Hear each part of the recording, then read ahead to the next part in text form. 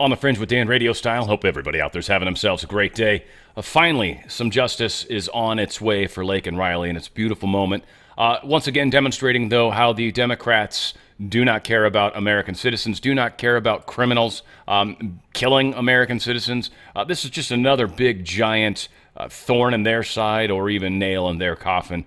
But this is certainly some justice being served. Got a lot of good stuff to talk about going on today. We'll get right into it. Want to remind you guys, music show this coming Friday, 3 p.m. Pacific, 6 p.m. Eastern. We do it live. If not, you can come check it out at any time after. Got a great lineup of music. It's going to be inspired by the band Kansas. So I've got 3 Kansas songs. Also got some stuff like From America, From Bread, Fogarty. We got some great music. It is going to be a fun, almost hippie love fest kind of, but it's going to be some good stuff. Really good music, stuff that you probably haven't heard in a while. So it should be a lot of fun. Hopefully you'll come join us this coming Friday. I've already pulled the music and actually recorded it already. I just have to do some editing, and life will be good. All said. Let's get into it. So we got a newly declassified bombshell records of the infamous CIA mind control program MK Ultra. The main reason I'm bringing this up is not so much this article. Who cares? We've talked about this quite a bit. But a total of 144 projects were conducted from 1953 to 1964. This was over 60 years ago. 60 years ago, they figured out a lot of stuff about MK Ultra. Now, we've talked about how propaganda works. We've talked about how they've moved forward. We've talked about how the blue screens on our monitors are actually part of this. They've come an extraordinarily long way in figuring out how to utilize this technology. Now, I will say, one thing I've kind of found is that weak-minded people have a harder time with programming. Non-weak-minded people, or people that are actually inquisitive, people that ask questions, people that just don't trust. I don't know. There's a lot of kind of angles to it. Generally, it doesn't work as well with them, but still can. Again, voices in the head, things like that. There's a lot of people that have very strong beliefs, even not trying to pick on anybody, but just like really strong religious beliefs. And to suddenly have voices in your head that sound like it's God, a lot of people would be like, whoa, God's talking to me. And of course, that can oftentimes lead to all sorts of fun things. How many times have we heard that in the past, that God told me to do X, Y, and Z? So we've got, I just want people to understand the programming against us is significant. It is incredible, but it is not overpowering by any stretch. Again, if you can hold your center, if you can keep yourself emotionally centered to the best of your abilities, you will be amazed at how much that will guide you and help you versus people that are constantly, freaking out. And so be careful is all I can say, because we are heading into interesting times, or in interesting times, not even heading. A lot of discussion about the windstorm that we're having. My favorite here is the meteorologists with the National Weather Service in Los Angeles used the most dire language possible to characterize this threat. The life-threatening windstorm will likely be the most destructive since 2011 event that did extensive damage to Pasadena and nearby foothills of the San Gabriel Valley. It's windy today. It's really windy today.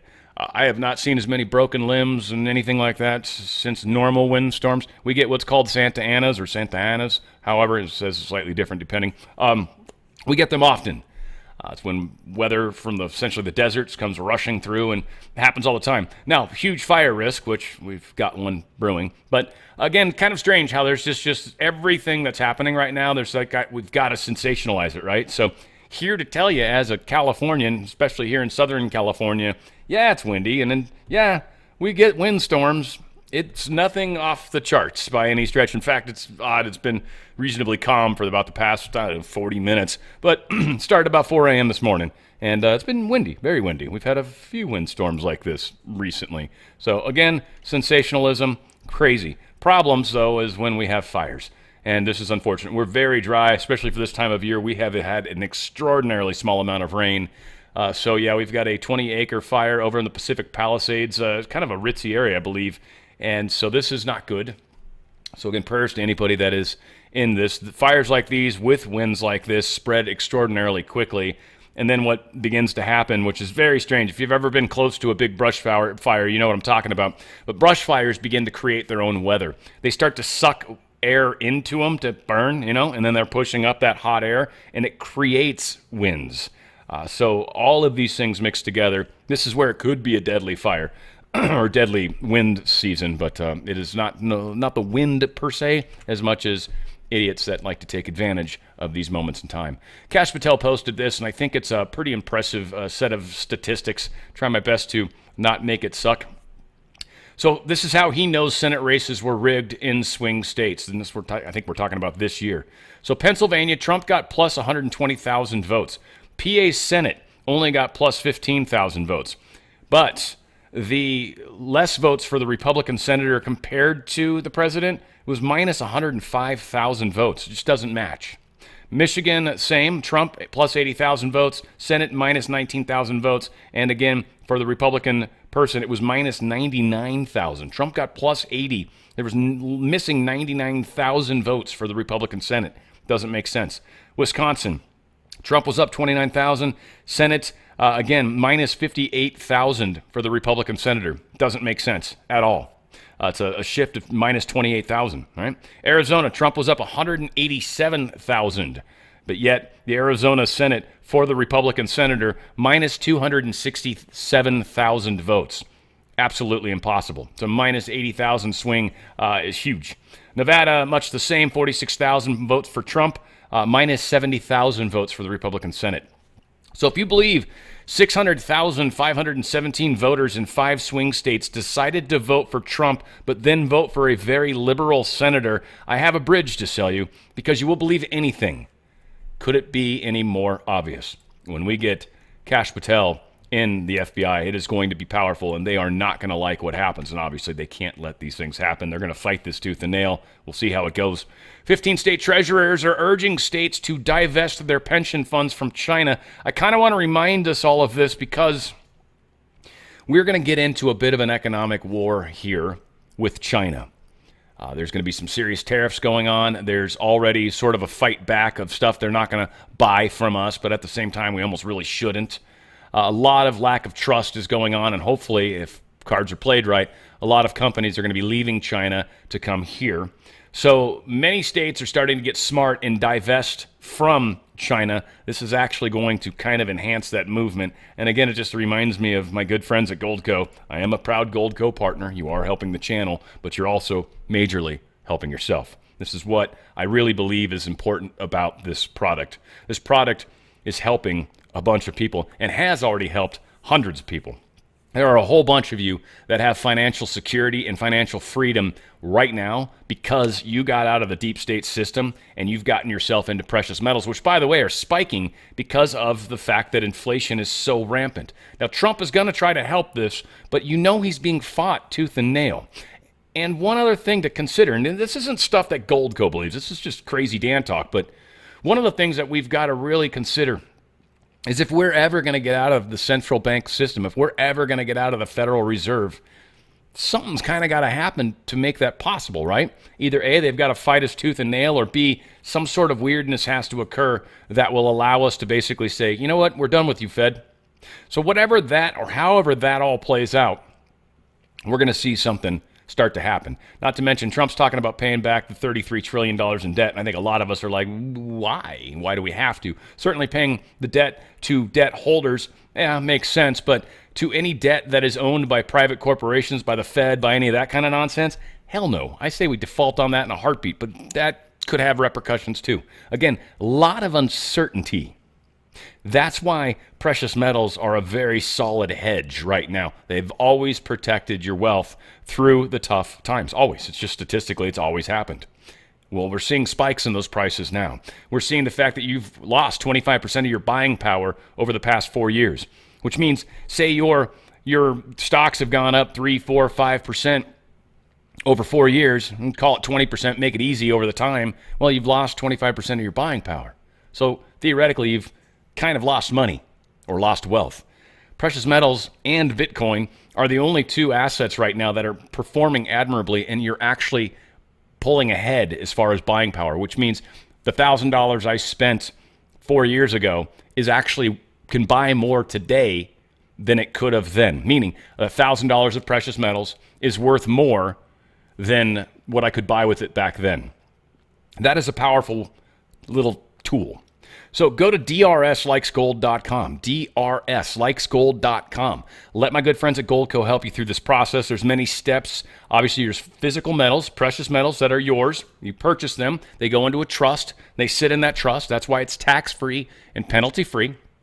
Also, if you do have a qualifying 401k or IRA, one of the beautiful things that you've got going on for you is up to 10% of the face value. So whatever it's got in it right now, whatever it's worth right now, whether it's $5,000, whether it's $100,000, whether it's $1 million, up to 10% of that, you're going to get in free silver. So if you've got $100,000 sitting in your 401k right now, up to 10%, that's 10 grand of free silver. Up to $10,000 free silver given to you. And also, if you've got a qualifying 401k or IRA, you're also going to get this free gift. It's a half-ounce silver coin. It's 0.999% silver. It's freaking awesome. It's worth, I don't know, about $18 right now or so, $16, $17, somewhere around there. It's got Ronald Reagan on it. It's a beautiful coin. And this is just a gift to say thank you. Thank you for at least giving us the opportunity to show you how you can protect your wealth and how your gold and silver kit can do that for you. Let my good friends at Goldco help you through this process. Help yourself protect your wealth so you don't have to worry about it. No matter what crazy stuff goes on, you're going to be protected. And then once all is said and done, we can easily convert precious metals into either a new currency or back into or whatever we've got. You're going to have the ability to move that money back if you need to. Otherwise, it's sitting in a very safe place and will protect your wealth through the crazy times. Go to drslikesgold.com, drslikesgold.com. Get out of their system, folks, before they get out of you. We've got a bunch of stuff to share here. This California, this was just cool. This is a guy just basically hammering on California, the boondoggle here, the fact that they want more money, the fact that this is federal funds that they're asking for. Again, folks, do not let us do this. California, we got $1 trillion bond for this. We have nothing to show for this at all, except a bridge to nowhere and some track that's been laid and 0 passengers that have ever traveled on this track. 0. This guy's butchering us, and I take it with pride because, frankly, California needs to be smacked around a little bit. We need to get Gavin Newsom out of here. We need to get all sorts of things fixed in this state, and so it's time to get some attention drawn towards it. Here is someone doing a very admirable job, in my opinion. Mr. Speaker, I'm very happy to report that the newly formed Department of Government Efficiency has homed in on perhaps the single greatest example of government waste in United States history, and that is California's high-speed rail boondoggle. Here are the facts that the Doge X handle cited, all of which are true. The high-speed rail project was originally projected in 2008 to cost $33 billion. It is now projected to cost up to $127.9 billion.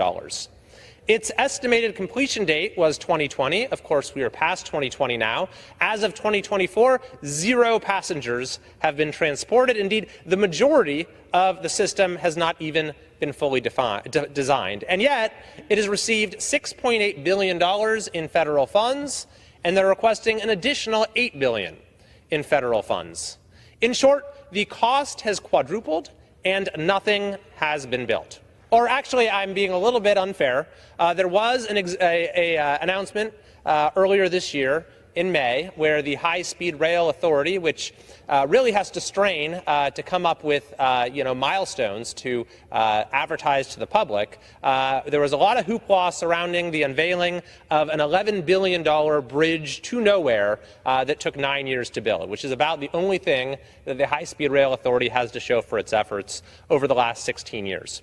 A few years ago, the New York Times did an expose, the New York Times, reporting that at the current pace, the high-speed rail project will not be completed this century.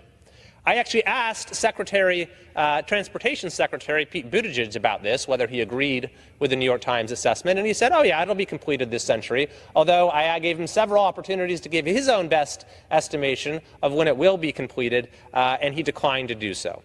To give you a sense of how bad things are, in the early days of the project, the lead operator abandoned the project to go and build a rail system in North Africa because they said that there it was, quote, less politically dysfunctional than California. That operator, by the way, brought a high-speed train online in Morocco in 2018. So high-speed trains are not impossible to build. Californians, Americans travel abroad and they ride them. And they say, why can't we have them here? It's just impossible in California because of stratospheric levels of political incompetence. Indeed, the head of the California High-Speed Rail Authority testified last year that the project is $100 billion short in funding, in spite of all of the billions that have been poured in by California taxpayers and through federal support, still a $100 billion funding gap. Actually, this was the former head of the Rail Authority, because they've since gotten a new one, and they're now up to 5 CEOs throughout the life of the project. So the number of CEOs outnumber the number of passengers 5-0. And what are some of the things that some of these past leaders of the high-speed rail project have had to say about it? Well, you can ask Michael Tenenbaum, who was the first chairman of the High-Speed Rail Authority, who said, quote, "I realized the system didn't work. I don't know how they can build it now." Or there is Dan Richard, the longest-serving chairman of the California High-Speed Rail Authority, who said, "I don't think it is an existing project. It is a loser." Or Rich Tomac, the head of the California Rail Foundation, who said it will never be operable. Jerry Brown, former governor of California and perhaps the biggest supporter of the project, has derided the train, opponents of the train, as small-minded people. But this is an incredibly small-minded project. In fact, it's a non-existent project at this point in time. But even if built, even if the high-speed train, quote-unquote high-speed, magically materializes by the end of the decade, it will still be yesterday's technology. China right now is working on a train that they are planning to complete by the end of the decade that will go up to 1,000 kilometers per hour. So at this point, it is past time to stop throwing good money after bad.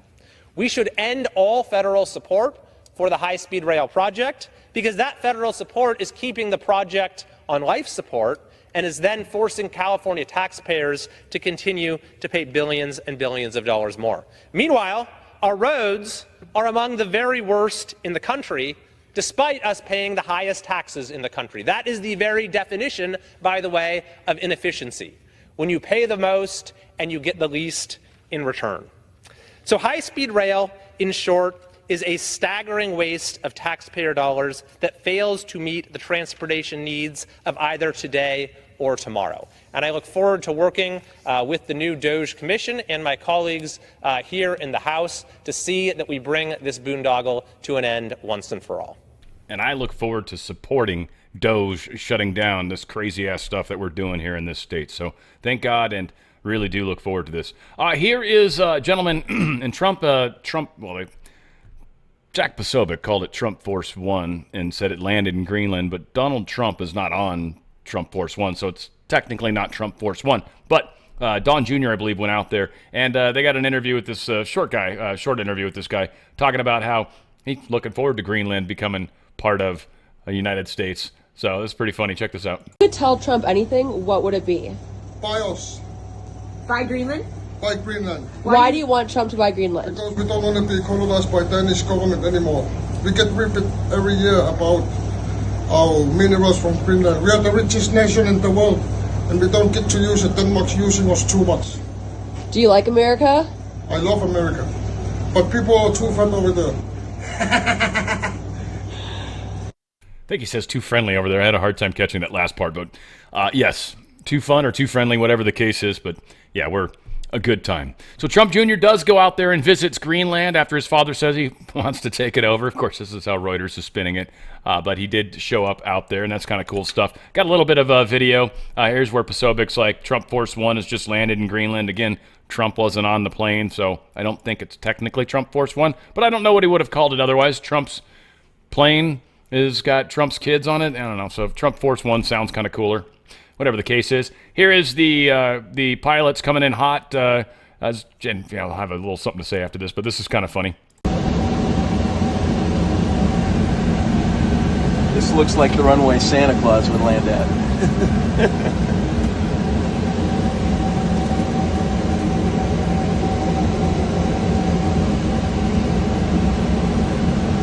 Flying Titanic, flying Titanic. Yeah, pretty cool stuff. Now, what is interesting to me is the dash. So I've got a fun little simulator I play. It's called X-Plane, and 737 is one of the planes that are on there. And so they've got the whole autopilot thing. This is so much fun. LNAV, VNAV all the time. I just kind of use the LNAV. I don't really get into the VNAV. You're supposed to.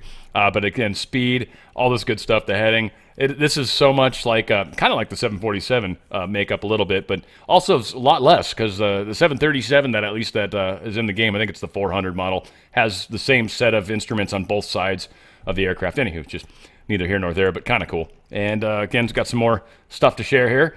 Here's Trump landing, or his plane anyway.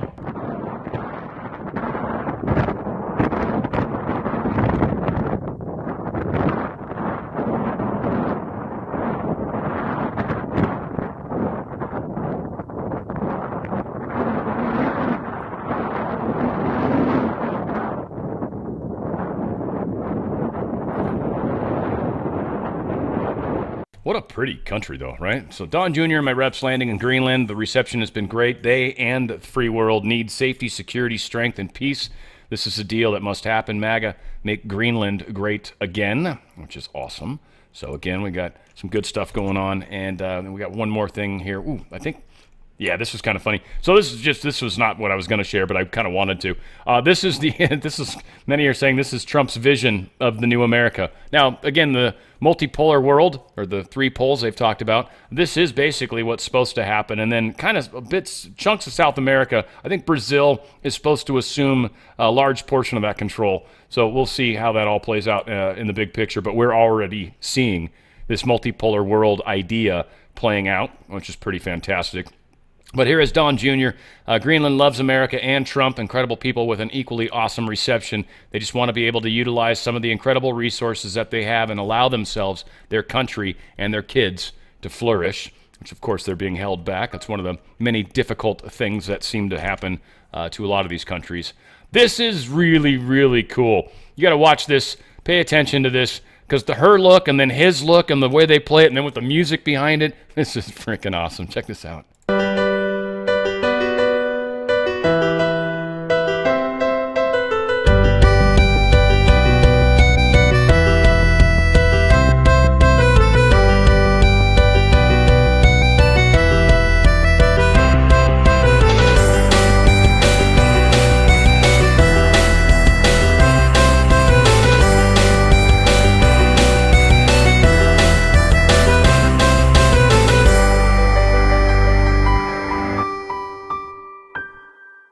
You guys did this. This was you.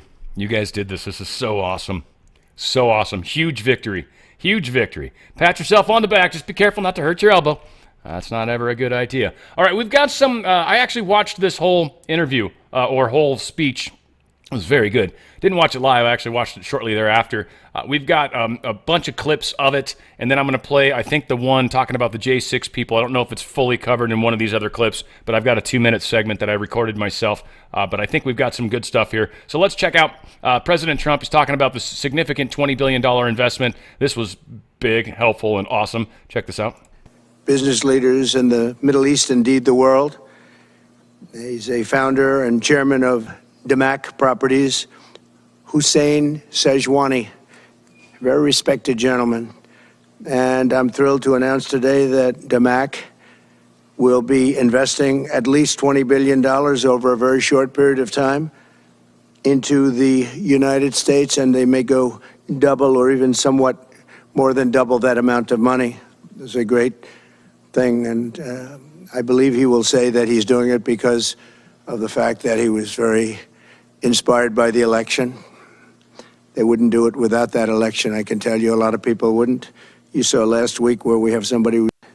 Yeah, he did come up and basically said, yeah, his family was so happy once he saw that Trump was back in office. So very, very cool. Here's some more Trump talking about changing the name of the Gulf of Mexico. And we're going to be announcing at a future date pretty soon. We're going to change, because we do most of the work there and it's ours. We're going to be changing, sort of the opposite of Biden, where he's closing everything up, essentially getting rid of $50 to $60 trillion worth of assets. We're going to be changing the name of the Gulf of Mexico to the Gulf of America, which has a beautiful ring that covers a lot of territory. The Gulf of America, what a beautiful name. And it's appropriate. It's appropriate. And Mexico has to stop allowing millions of people to pour into our country. They can stop them. The Gulf of America. I love that. All the new kids are going to have to learn. It'll be fantastic. Can't wait. Here's Donald Trump talking about they want him to refuse to commit using military or economic coercion to get Greenland or Panama. Trump's basically saying, no, I ain't making that promise at all. Ask the Canadians to hold a vote. What is the strategy? Yeah, I can't assure you, you're talking about Panama and Greenland. No, I can't assure you on either of those two. But I can say this, we need them for economic security. The Panama Canal was built for our military. I'm not going to commit to that now. It might be that you'll have to do something. Look, the Panama Canal is vital to our country. It's being operated by China. And we gave the Panama Canal to Panama. We didn't give it to China. Yeah, so Trump is going to be bringing things back. But again, this is going to cause problems. We'll see how things play out. We've obviously got the right guy in charge that's going to help us get from here to there. And so we're very much looking forward to that. Talked about, I think this might include the part that I recorded. But here is his discussion around Ashley Babbitt and hopefully whether or not they're going to let the people out. We'll see if it covers it all. Check it out. More than 140 police officers were injured by rioters on January 6th. Will you pardon anyone who attacked a police officer? Well, you know, the only one that was killed was a beautiful young lady named Ashley Babbitt. She was killed, and there was actually somebody else that was killed, also a MAGA person, but people don't give it 100% credibility. I'm going to find out about it, and we're going to find out. But Ashley Babbitt was killed. She was shot. She had never been shot. She was shot for no reason whatsoever. In fact, they say that she was trying to hold back the crowd, and the crowd was made up of a lot of different people, so we'll see. But I will tell you this, the person that was killed was Ashley Babbitt. The other thing is, when they talk, you know, there was never charges of insurrection or anything like that. But if there were, this would be the only insurrection in history where people went in as insurrectionists with not one gun, okay? And let me tell you, the people that you're talking about have a lot of guns in their home for hunting and for shooting and for entertainment, a lot of good reasons. But there wasn't one gun that they found. And why didn't they find the bomber, the pipe bomber? You know, they know who the pipe bomber is. The FBI knows who it is. The status of the FBI has gone down so far, and the status of the DOJ, or as I call it, the Department of Justice, it's the Department of Injustice, being laughed at all over the world. And hopefully with Pam Bondi and with Kash Patel and with other people that we're putting in, that will all come back. If you do a poll in the FBI, I guarantee I'm at like 90% with the agents of the FBI, but they have hurt that incredible place. Law enforcement, I mean, you think of the FBI, they raided this house. By the way, they could have told me, could I see this? I would have given them, I actually told them, come in anytime you want. You can see anything. They raided the house and the case was dismissed. And now I'm in litigation. I'm suing them for doing that. And I feel so badly doing it. I'm the president of the United States and I'm suing the United States, but I'm suing them for other things too. The FBI has gone so, its reputation has been so horribly hurt between Comey, who is the worst, and all of the others. What's happened to the FBI is, and we're going to make it great again. We're going to make the FBI great again. We're going to make the Department of Justice fair and strong, but fair again. Because all they did was attack me because I'm their political opponent. And that includes with local judges like Marchand. You ought to find out. Ask them, why do I have a gag order where I'm not allowed to speak? Think of it. I'm the president of the United States, and I'm not allowed to speak. Why? Because if I did speak, people would understand the scam. It's a scam. And we have very dishonest judges, and New York judges are very bad. We had one that valued this house at $18 million because it was good for their case. He actually valued that chandelier is worth more than $18 million. He valued this house as $18 million. And we have another one who was so nasty, so horrible, such a brute, most vicious, vile person. These are New York judges. But we've won most of the cases, so we're very happy about that. Please. Back on Greenland. Your position. Yes, and I think I do want to play the second clip, and we'll get there in a second here. But let's do this one.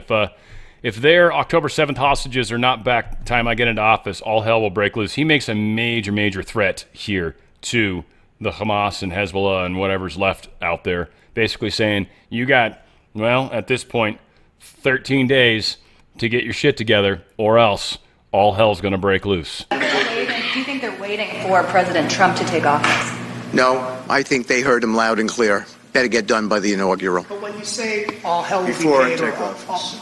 that all hell must be paid if they don't release the hostages. You know what that means, don't you? Well, do I have to define it for you? Look, all No, I know hell you're not will gonna break out. telegraph If what- those hostages aren't back, I don't want to hurt your negotiation. If they're not back by the time I get into office, all hell will break out in the Middle East. Can you elaborate? And it will not be good for Hamas, and it will not be good, frankly, for anyone. All hell will break out. I don't have to say anymore, but that's what it is. And they should have given them back a long time. They should have never taken them. There should have never been the attack of October 7th. People forget that. Yeah, pretty horrible stuff that happened. So, again, this dude's doing some negotiations. That's why Trump brought him up. I guess he popped his head in kind of late into the whole interview, and Trump brought him up to talk about what he's doing without trying to ruin anything. So, again, very, very good stuff is going on. Let's play this one last clip that I recorded. I think I didn't edit this. I started it pretty close to where it needed to and stopped it pretty close to where it needed to, so should work for us. But here's Trump talking about whether or not he's going to pardon the J6 peeps. They say that she was trying to hold back the crowd, and the crowd was made up of a lot of different people, so we'll see. But I will tell you this, the person that was killed was Ashley Babbitt. The other thing is, when they talk, there was never charges of insurrection or anything like that. But if there were, this would be the only insurrection in history where people went in as insurrectionists with not one gun. Oh, yeah, we did play this. Okay, my bad. And let me tell you, the people that you're talking about have a lot. My bad. Yeah, I didn't know if we got that or not.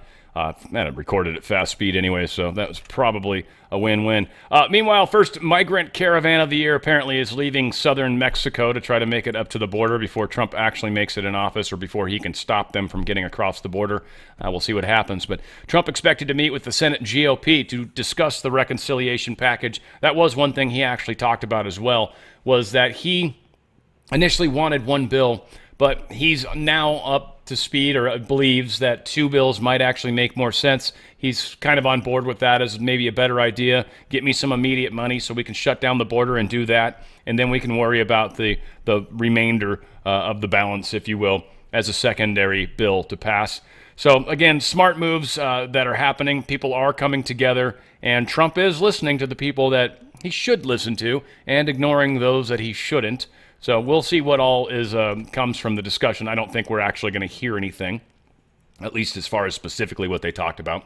House passes the immigration measure named after Laken Riley.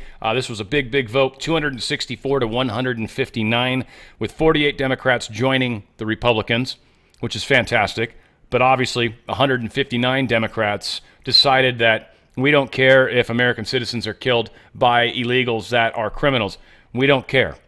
That's what those Democrats are saying. That's, the stance of the Democrat Party specifically, is that they don't care about Americans. They don't care about Americans' rights. They care about everybody else more than us. And then in a lot of cases, they tend to hate this country also. So powerful stuff that is coming out. I'm glad they did this. Hopefully he's talking about this. Let's give it a try and find out because I like this guy. I think that's Scalise or whatever. Let's see what he's got to say. We're starting today with the Laken Riley Act, a bill we passed last Congress. But Chuck Schumer made it clear he was not going to allow through his far-left radical Senate. Well, now we have a new Senate, and John Thune wants to move that bill as early as this week.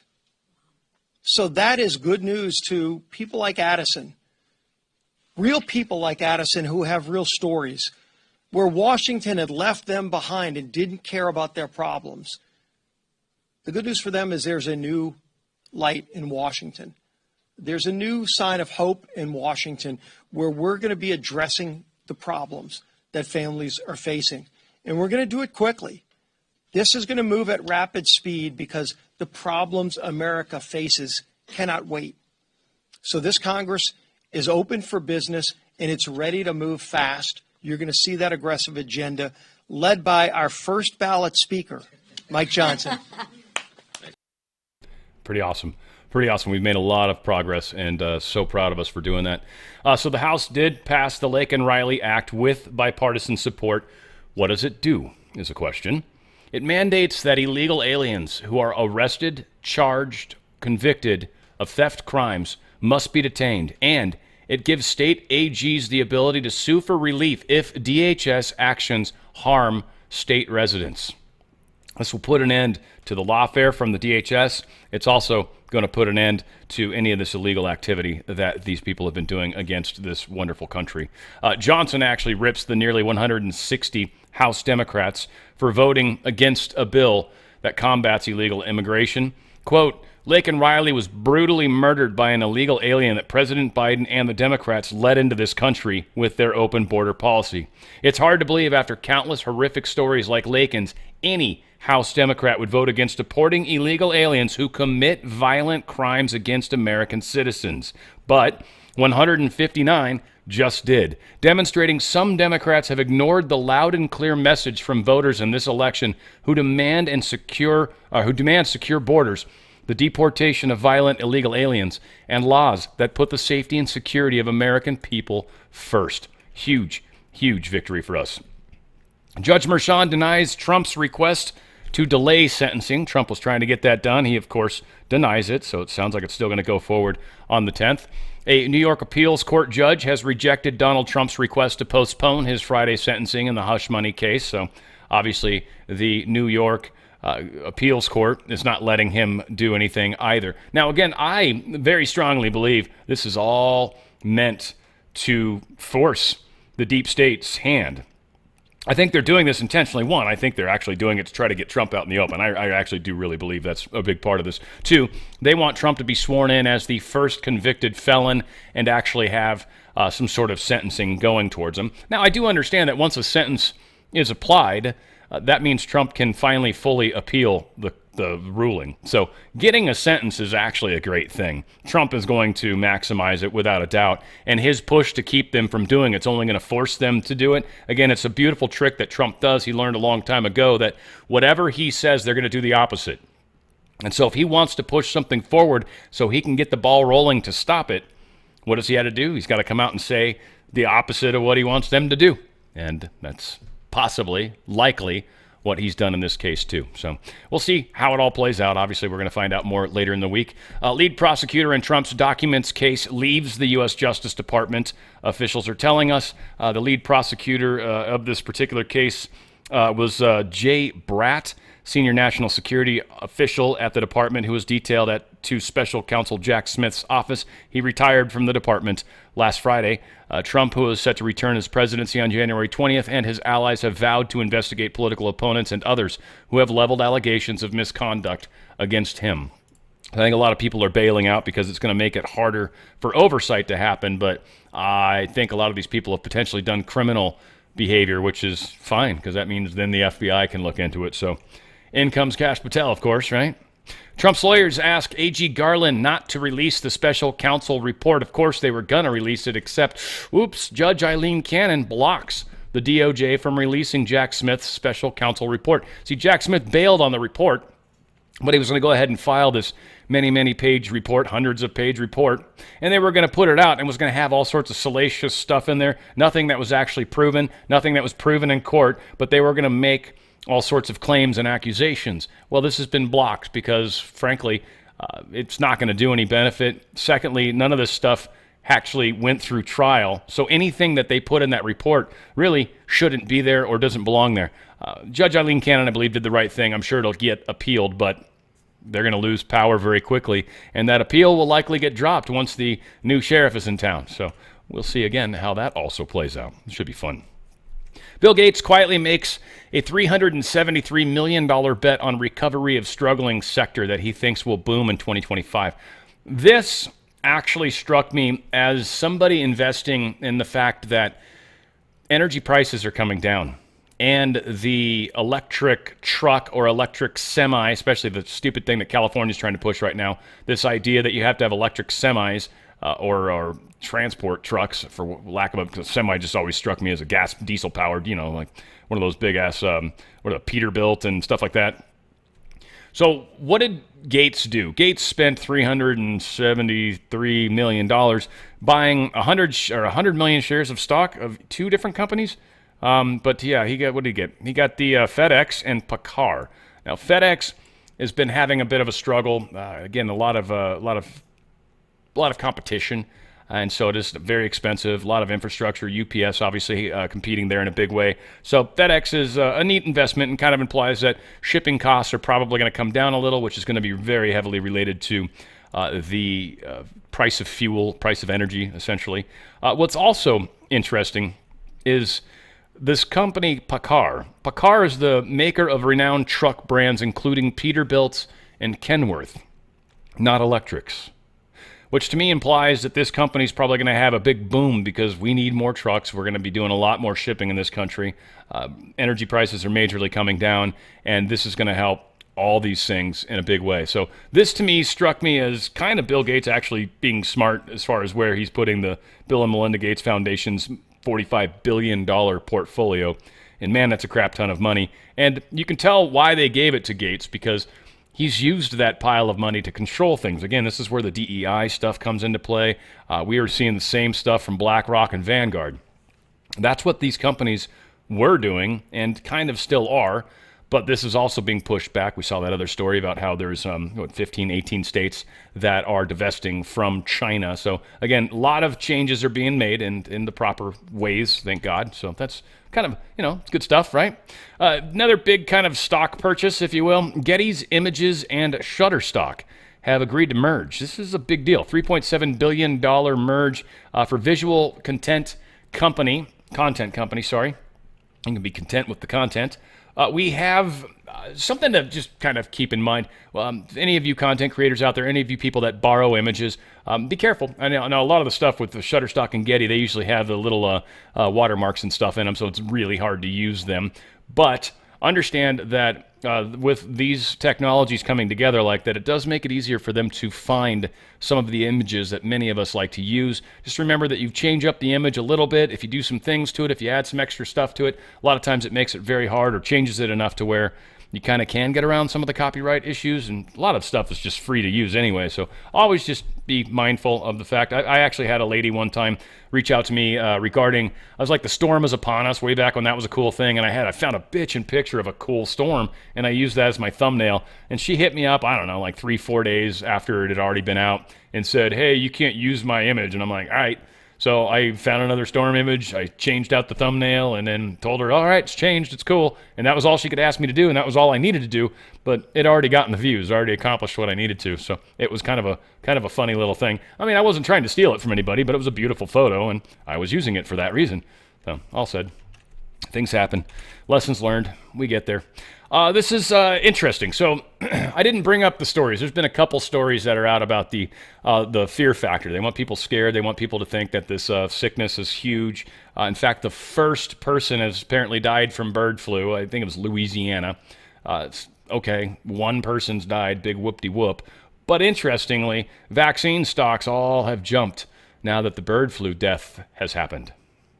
That's interesting, huh? Vaccine stocks go up and there's a death, because there's a hope that this vaccine is going to come forward. Now, a lot of people might go get it, but it's not going to be mandated. We know that much, and certainly it's not going to help. And for those that actually get it, this could be one of the places where we might start to see certain people start to fall off. I don't know. I've always kind of wondered how the thinning happens, and there's some possibility. I don't know. I've heard a few people that have said some stuff that I kind of don't disagree with, that I might be a little too optimistic on how many people are going to make it through this. I'm still under the impression that I think a lot more of us are going to get through this than not. But there are a lot of people that are making poor choices, a lot of people that are very emotionally distraught, a lot of people that are very triggered on both sides of the fence, frankly. So we will see, but that's one of the many reasons we need to be very intelligent and very smart about how we move forward, and certainly not get too emotionally wrapped up in all the crazy stuff that's being talked about.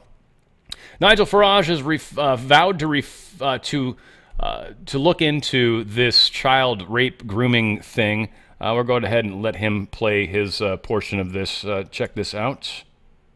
But we just need to come back briefly, if we could, to the scandal of grooming gangs. The Prime Minister seeming to say that any politician, or indeed anyone who seemed to support the idea of a public inquiry, was effectively getting on the bandwagon of being a right-winger. Nigel Farage, how do you respond to that? I get a bit bored with this far-right label. I mean, the BBC use it about virtually every country in the world these days. I mean, I've no doubt Canada very soon will go far-right, and Italy's gone far-right. And look, I honestly believe that through the police, through social services, through the last days of the Labour government, through the entirety of the last Conservative government, there has been a concerted attempt to play this down for fear of what it might do, for fear of being called racist. The irony is that the attacks themselves were racist. This was anti-white female racism. Of that I have no doubt. And let me say this, Nick. If the government will not hold a full public inquiry, and how interesting that the Times editorial today has come out strongly in support of it, I'll say this to you now.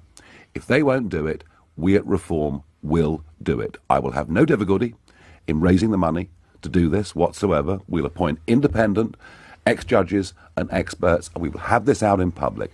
And I hope, Sir Keir... Will you have the statutory powers that will be granted to you through a public inquiry? No, I won't have the statutory powers, but I tell you what, I think this would garner such massive public support that anybody that was asked to appear that didn't appear would look terrible. What would your deadline be for the government to take action? Well, I think we've probably got a few weeks, but no more than that.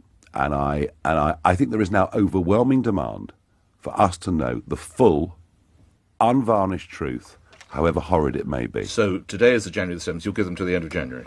Effectively, yes. And if we, Nick, I promise you, I can raise the money for it today. Not from Elon Musk either. I can raise the money for it today, and we can do this. And I mean it. I mean it. And I think that the government will know that when I say something, I mean it. So I tell you what, guys, get on and just do it. And this is his, I think, attempt at trying to make sure that what Musk's concerns are being addressed without giving Musk any credit for it. So good for Farage for trying to do the right thing. I think that's impressive.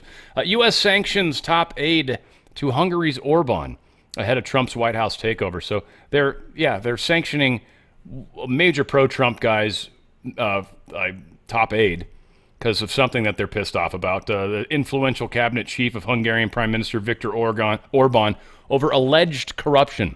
It's alleged. The dude hasn't even done anything wrong that we know of. It hasn't been proven. But we're going to go ahead and throw some sanctions on him anyway. Again, those sanctions will be removed once Trump's in office. And it's just, once again, it's the slash and burn technique that the deep state's trying to do as Biden heads out the door. We had a magnitude 5.2 earthquake near Iran's nuclear facility in Bushehr, southern Iran. This is interesting. One's got to wonder if it was just an earthquake or there's more to it. Could be an earthquake weapon, sure, of course, but not sure. Another strange story as well. Jean-Marie Le Pen, the co-founder of France's far-right National Front, has died at the age of 96, his family has said on Tuesday. The ultra-nationalist was succeeded as leader of the National Front, then a movement on the fringes of the French politics, by his daughter Marine Le Pen in 2011, who later expelled him from the party amid allegations of Holocaust denial. The pair faced charges of embezzlement of public funds and collusion linked to the party's use of money meant for European Parliament assistance.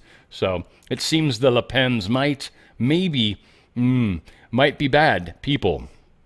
Daddy died, and daughter's going to be riding out the pain train. Looks like solo, from best we can tell. I want to let you guys know about the Wellness Company. Very, very great company. And they are offering a lot of opportunities for you to prepare for this virus that they're trying to throw around. The med kits are really where I think it's at. They've got amazing supplement lines. I really do recommend you go to twc.health/OTF. TWC.health/OTF. They've got really good supplements, kids nutritionals. They've got stuff for bones and joints, for helping, for digestion, a lot of really important stuff. Look at least what they're offering. The spike support is supposed to help get the spike formula out of your system, or the spikes if you know somebody that's rolled up their sleeve. They've got a lot of really helpful products, restful sleep, a whole lot of things.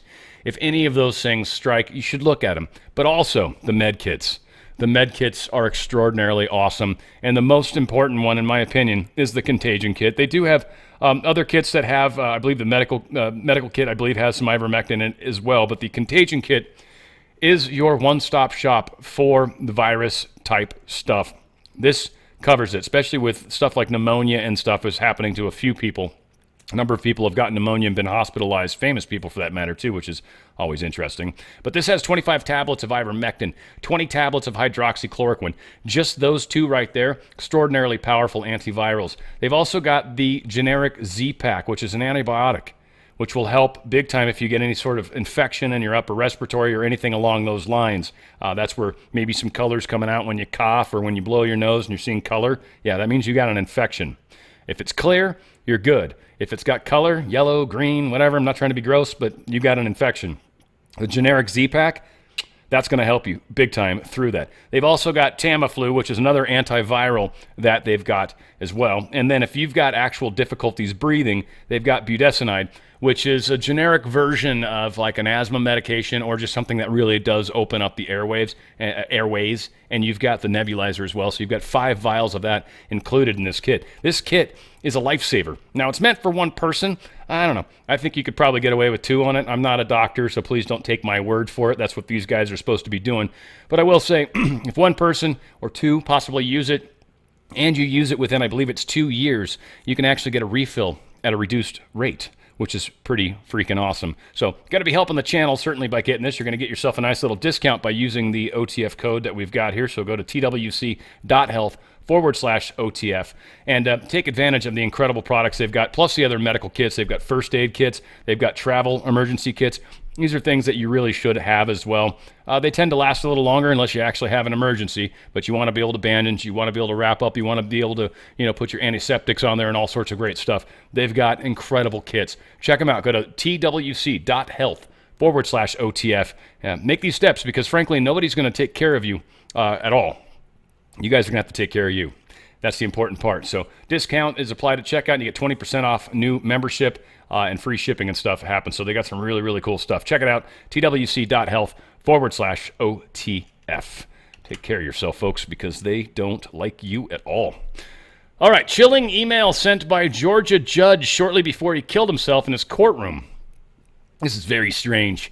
So Stephen Yeckel, he's the lawyer, or the judge. He's found dead inside the Effingham, that's so funny, Effingham County Court last week on what should have been his last day on the bench. Yeckel, 74, had recently lost a bid for re-election, and speculation had swirled around whether this had played a role in this tragedy. Well, now it has emerged that Yeckel sent Governor Brian Kemp a message before he killed himself, which read, "Now they will have to appoint someone." The cryptic communication was obtained by the Georgia Virtue journalist Jessica. I'm not even going to try to say her last name. Don't even want to try. It's going to hurt, and I'll say it wrong for sure.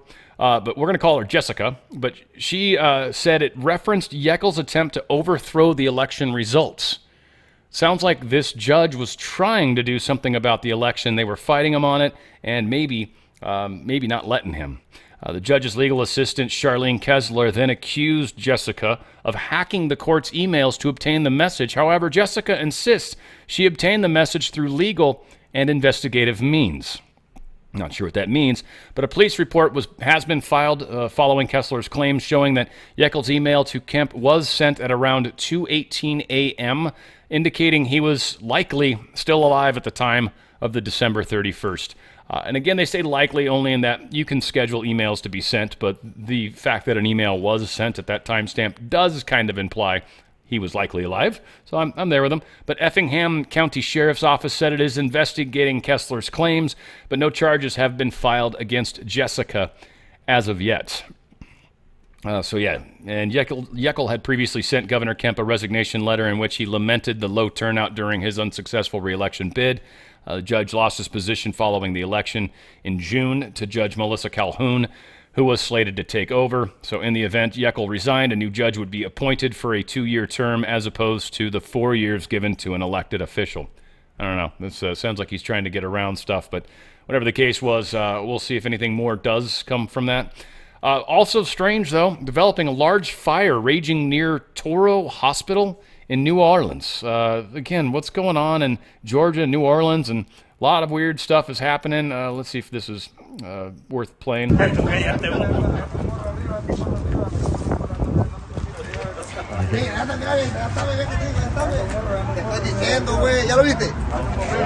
You can hear the Creole in the background. It's so funny.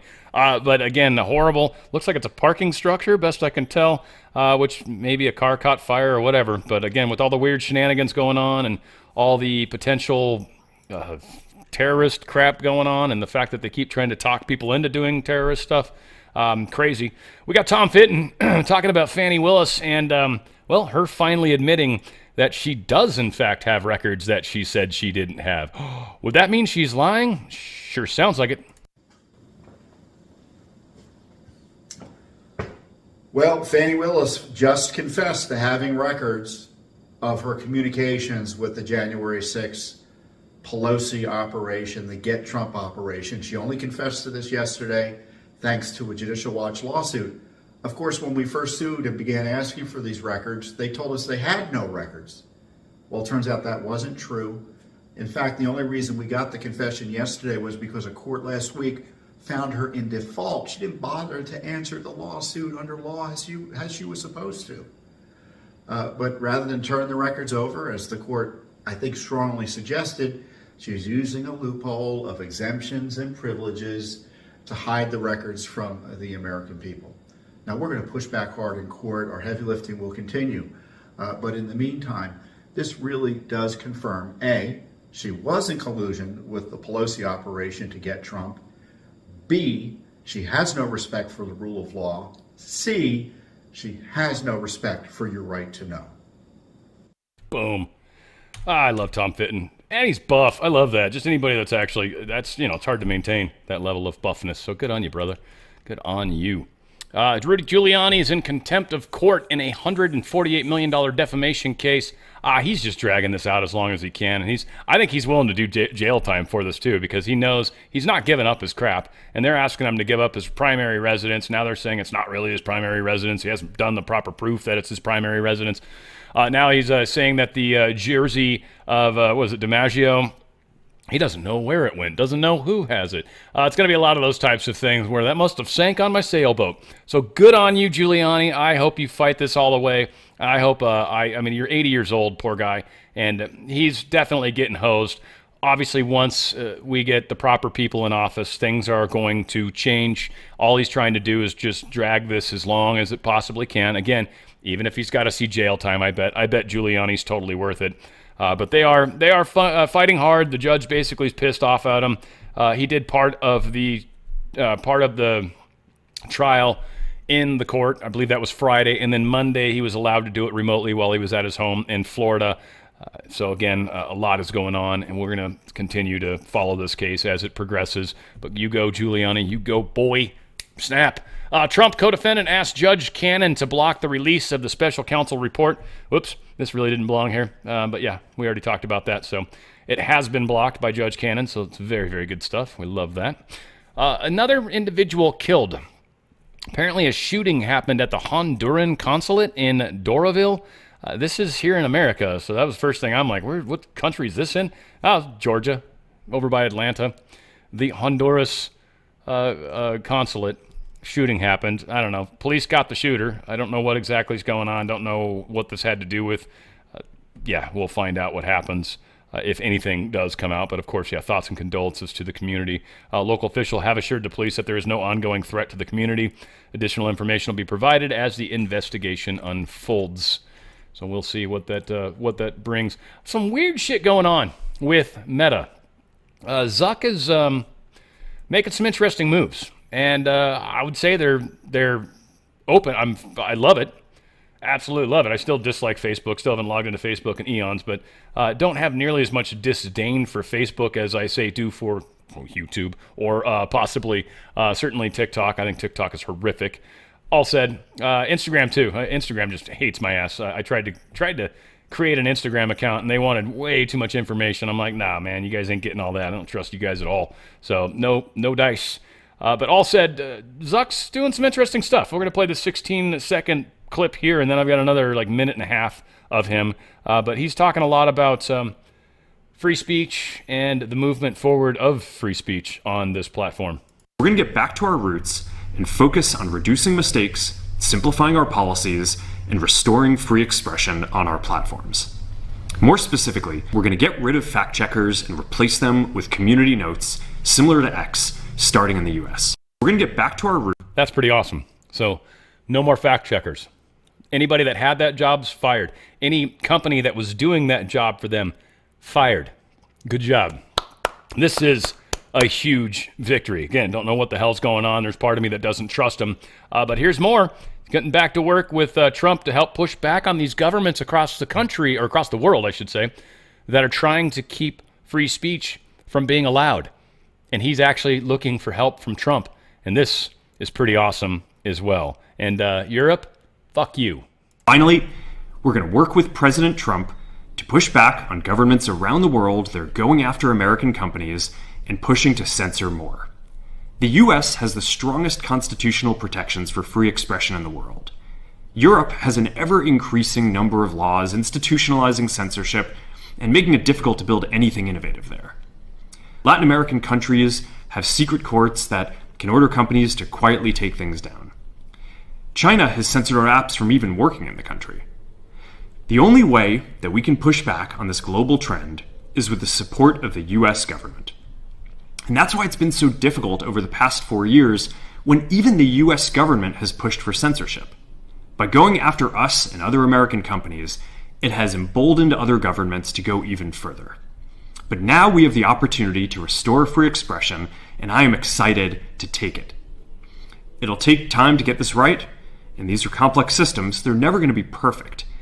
There's also a lot of illegal stuff that we still need to work very hard to remove. But the bottom line is that after years of having our content moderation work focus primarily on removing content, it is time to focus on reducing mistakes, simplifying our systems, and getting back to our roots about giving people voice. I'm looking forward to this next chapter. Stay good out there, and more to come soon. Crazy. I don't know what's going on, but yeah, the nice bug hit him or something. But Meta's Zuckerberg adds UFC's Dana White to the board, and two others, I guess. But they brought in Dana White. It's going to be very interesting. One, I'm assuming, this is supposed to help kind of move Meta into this. They want people to be doing wearables and stuff like this. But it also gets them involved with UFC, which we know that Zuckerberg's into the fighting and stuff like that, and so that's probably a cool little tie-in for him. But two, probably getting some exclusivity for Facebook to do some of the UFC-type stuff. Again, smart move in the big picture. Dana, obviously happy to be a part of the board. Interestingly, there's 13 people on the board now, including, of course, Zuckerberg. So this is going to be fun. We'll see what all happens. But along with White, the social media company on Monday named Charlie Songhurst, an investor and former Microsoft Corp engineer, and already advises Meta on artificial intelligence products, and John Elkann, CEO of Exor Nevada, a holding company controlled by the Agnelli family that has stakes in European business, including Ferrari Nevada and Juventus Football Club. I'm assuming that Ferrari Nevada has to do with when they do the open racing wheel there, the Indy car or whatever they call those things. Super cool. I know they do that once a year out there in Nevada, and it's pretty crazy. They shut down the town. My buddy was telling me about it. He says he didn't get anywhere near it because it's not worth it, but it's kind of cool. And then the football club, I'm assuming that's soccer? Or is that regular American football? I'm not sure. Probably, if they're calling it that, one would assume it's American football. But yeah, I don't know. Whatever the case is, interesting move by Meta as well. By Meta. All right, there we go. And yeah. Super strong earthquake happens in the mountainous region in western China near Nepal on Tuesday morning. As of the time of this article, it said they had killed 9. But I did find a newer article before starting recording. It's up to 95 people have died in this area. Very serious. It was a 7.1 earthquake, and it is in the Tibet region, so it's over there, kind of near the tallest mountain over there, Mount Everest. And it is tragic. It's very tragic. China recorded the magnitude at 6.8. U.S. Geological Survey says it's 7.1. We're going to go ahead and call it a 7.1 because don't really care what China thinks. And China hates the Tibetans, to best of my understanding. So, yeah, the epicenter was located where the India and Eurasia plates clash and cause uplifts. That's what caused the whole Himalayan mountain chain, or Himalayan, as some people would claim it said. And that might be true. I don't know. But yeah, very, very big earthquake, and very, very sad. So, yeah, that's not cool. 2 of the 37 death row inmates who had their sentences commuted by Joe Biden are actually trying to reject the commutation. That's kind of a trip. Think about that's what a sane person that is innocent would do, and that's what they're claiming. They're claiming they're innocent, and they're claiming by accepting this commutation that they would in fact be acknowledging they're guilty, and they don't want to. They're still fighting that, so they're like, no, we don't want his commutation. We want to continue to fight this. You would just make it take even longer since it's no longer a death sentence thing. They want this handled, so they want to move forward with it. So that's cool. So Shannon Agofsky and Len Davis are the 2 inmates of death row at this federal prison in Indiana, and they filed these emergency injunctions on December 30th to block these commutations. So that's interesting. I mean, again, right? You've really got to believe you're innocent to go to that length. That's kind of cool.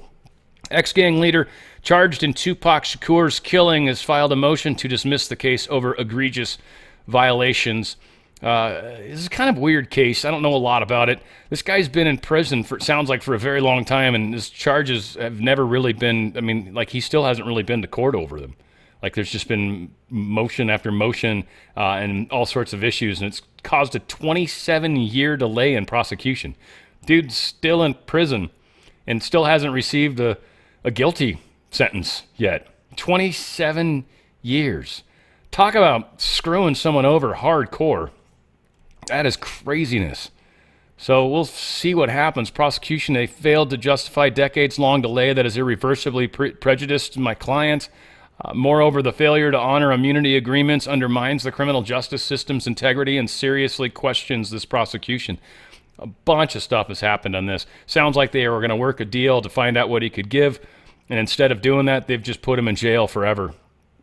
Now, again, is this guy a good guy? Don't know. He certainly hasn't gotten his day in court. That is so messed up. So, again, he could be a horrible dude, quite possibly, but still. CNN's founder, Ted Turner, 86-year-old, has been hospitalized after a bout with pneumonia. He's like the second or third high-up CEO that has pneumonia. Interesting. Interesting indeed. Here is a very fascinating piece of technology. I don't know what exactly this is, but there's been a lot of discussions around the potentiality of zero-point energy or something to that effect in small-sized devices that would be sold to the public and give each of us the ability to power our own homes with said device. It seems that time's here. Now, this isn't 0 point. Apparently, it's a nuclear reactor, a little mini one that you put in your home, which is kind of freaky. But this egg, an at-home nuclear reactor that you can trust, apparently. This is wild. Got a heat-resistant casing engineered to withstand extreme temperatures, ensuring unmatched durability and safety. Designed for peak performance, it protects the reactor's core while maintaining optimal thermal efficiency, even in the harshest conditions. The heavy water pump keeps hydrogen-enriched coolant flowing flawlessly, ensuring precise temperature control and peak reactor performance. Quiet, efficient, built to last. The integrated chip enables seamless 24/7 monitoring by Enron's nuclear management facility, ensuring real-time oversight and unparalleled operational safety anytime, anywhere. This is very interesting. So I don't know what all this does, and we'll play a little of this maybe. This product is going to revolutionize 3 critical industries: the power industry, the independence industry, and the freedom industry. This product is going to revolutionize all 3. Are you getting it? Ladies and gentlemen, we have harnessed the power of the atom. Introducing the Enron egg, the world's first micronuclear reactor for residential suburban use. This little device can power your entire home for up to 10 continuous years.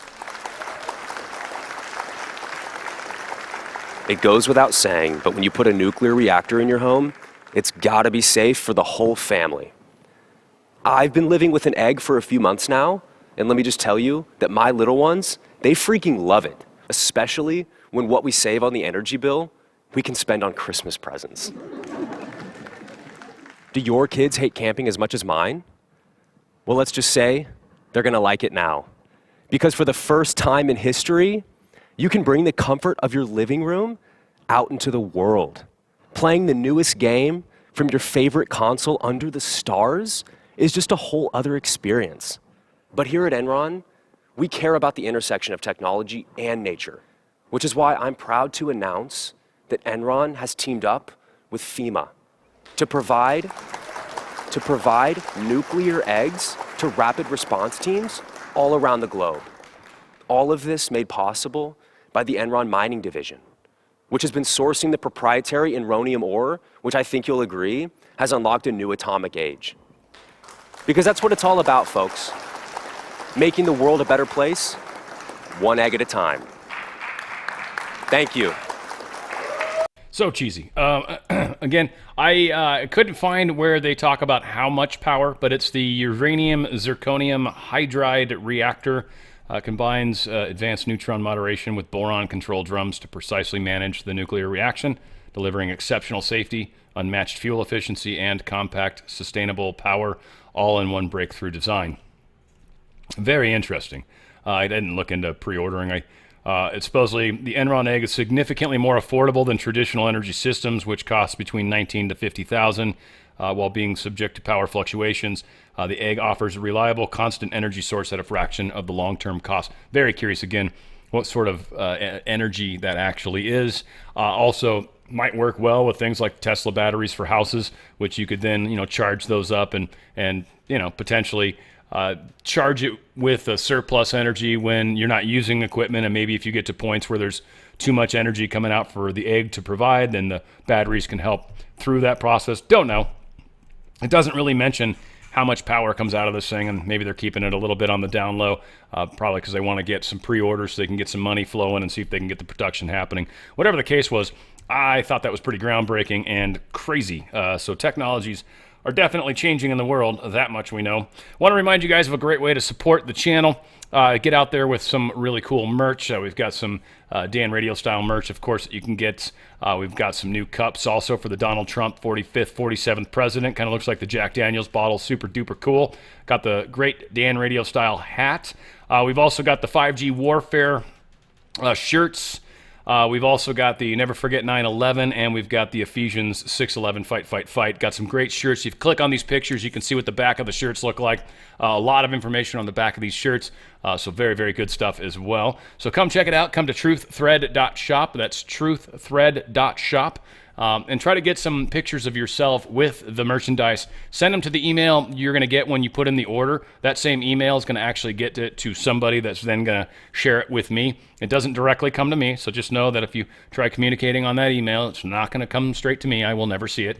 But if you send images of yourself, those will get forwarded to me, and I want to use those to make the videos. I still need a bunch of pictures, by the way. I'm very, very short on pictures. I think I have about 6 or 7 for my next video, so definitely need a bunch more.